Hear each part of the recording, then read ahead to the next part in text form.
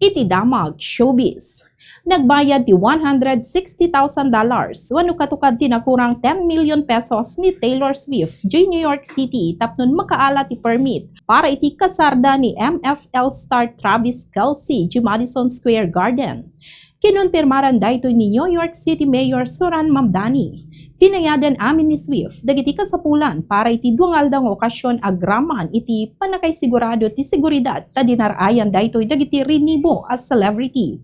San met anadakamat ti mayor numano amin tinagastos ti billionaire pop singer ngem rumrumuar a nasurok $20 million.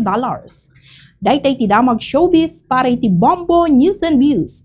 Daytoy ni Bombo June Arizabal Alcartado, and this is Bombo Radio Philippines, the #1 radio network in the country, your trusted source of news and information.